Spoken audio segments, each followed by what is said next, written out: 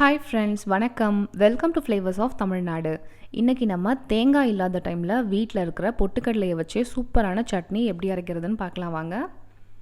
இப்போ stove on பண்ணிவிட்டு ஒரு கடாயில் 2 ஸ்பூன் அளவுக்கு எண்ணெய் சேர்த்துடலாம். எண்ணெய் நல்லா சூடாகிடுச்சு. இதில் 6 பச்சை மிளகாவும் 1.5 இன்ச் அளவுக்கு இஞ்சியும் 5 பூண்டு பல்லும் ஒரு பெரிய சைஸ் வெங்காயத்தையும் கட் பண்ணி சேர்த்துருக்கேன். இது எல்லாத்தையுமே நம்ம ஒன்றா சேர்த்து வதக்கிக்கலாம். இந்த சட்னிக்கு கண்டிப்பாக இந்த அளவுக்கு இஞ்சியும் 5 பூண்டு பல்லும் கண்டிப்பாக சேர்த்துக்கோங்க. இஞ்சி பூண்டு தான் பொட்டுக்கடலையோட ஃப்ளேவரையும் டேஸ்ட்டையும் மாற்றி நமக்கு நல்ல ஒரு டேஸ்ட் கொடுக்கும். இப்போ வெங்காயமும் பச்சை மிளகாவும் பாதி வதங்கினதுக்கப்புறமா எடுத்து வச்சுருக்க பொட்டுக்கடலையை சேர்த்துடலாம். இந்த பொட்டுக்கடலையை நல்லா மீடியமான ஃப்ளேமில் வச்சு கலர் மாறுற அளவுக்கு நல்லா வதக்கிக்கோங்க.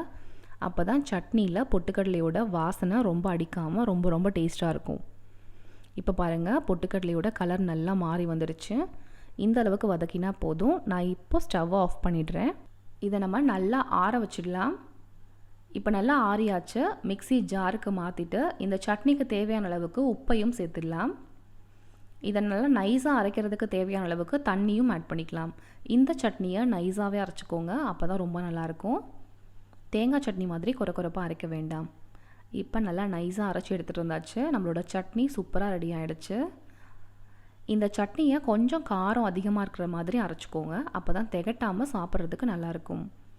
இந்த சட்னியை நீங்கள் தேங்காய் சட்னிக்கு பதிலாக ரொம்ப ரொம்ப சூப்பராக யூஸ் பண்ணிக்கலாம். பொங்கல், இட்லி, தோசை, வடை, போண்டா எல்லாத்துக்குமே இந்த சட்னி ரொம்ப ரொம்ப டேஸ்ட்டாக இருக்கும். இந்த சட்னிக்கு தேவையான தாளிப்பையும் கொடுத்துடலாம். தேங்காய் இல்லாத டைமில் கண்டிப்பாக இந்த சட்னியை ட்ரை பண்ணி பாருங்கள். நீங்கள் செஞ்சு பார்த்தீங்க அப்படின்னா எப்படி வந்ததுன்னு சொல்லிட்டு எனக்கு மறக்காமல் கமெண்ட் பண்ணுங்கள். சேனலையும் மறக்காமல் சப்ஸ்கிரைப் பண்ணிக்கோங்க. பக்கத்தில் உள்ள பெல் ஐக்கானும் கிளிக் பண்ணிக்கோங்க. அப்போ தான் நான் அடுத்து போடுற வீடியோஸ் உங்களுக்கு நோட்டிஃபிகேஷனில் வரும்.